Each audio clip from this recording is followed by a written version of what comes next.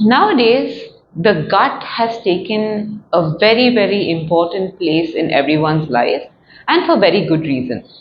When we are talking about being healthy, one of the primary aspects which also need to be taken into account is our gut. Most of us may be eating healthy, and when I am talking to clients, I see people coming to me saying, we are eating absolutely clean, we are eating very good food. We have always been people who have been very careful with our gut. So, what is it, or diet? And what is it that even though we are following all of these things, why is it that we are seeing that we have some inflammation or we have some issue which is coming up in our lives? So if you see in the Ayurveda perspective, it does say that one of the primary aims of this science is to protect the health of a healthy individual. And they've given specific characteristics which can help us understand whether a person is healthy or not. And one major component in that is what they call as Agni, or the digestive fire. So when we are talking about this digestive fire, many times, many of us may realize that when we eat food, we are either feeling distended, bloated. Even if we have small quantities of food, we are feeling extremely full and heavy for an extended period of time. Or how much ever we eat, it just does not seem to be sufficient, and we experience a lot of burning sensation, discomfort, and so on. All of these are indicative of the fact that our gut is not okay. Most people, they're like, yeah, I've always been gassy. I've always had a little bit of a burning sensation, and they brush it under the carpet. This may not be ideal, because unless and until our gut and the digestive fire or the Agni is functioning well, our body will not be able to digest and assimilate the food, the best of the foods that we are eating.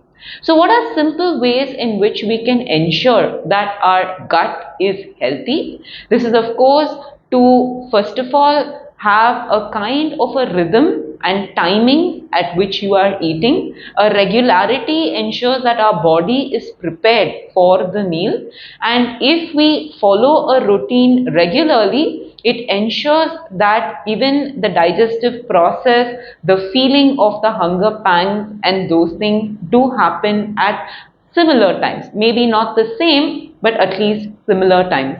And also having a kind of a varied a combination of diets, of course, not some once in a way having a little bit of a fried food or something from outside, something which is heavy is okay, but primarily having foods which are well suited to the individual, which make them feel comfortable, is extremely important.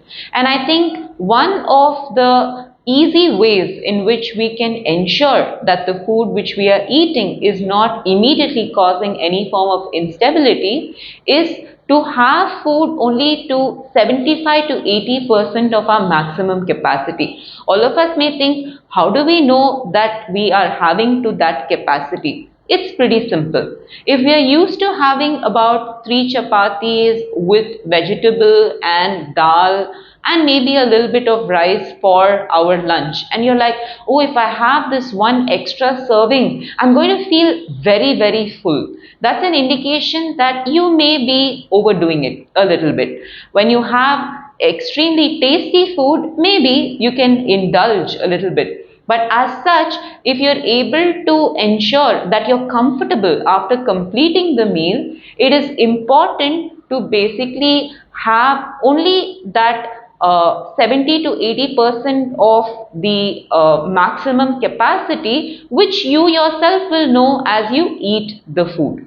And eating on time, ensuring that it is not only one type of food, that is extremely solid food or only liquid food. There needs to be a balance between solid as well as liquid food, because this will help in digesting and assimilating the food better.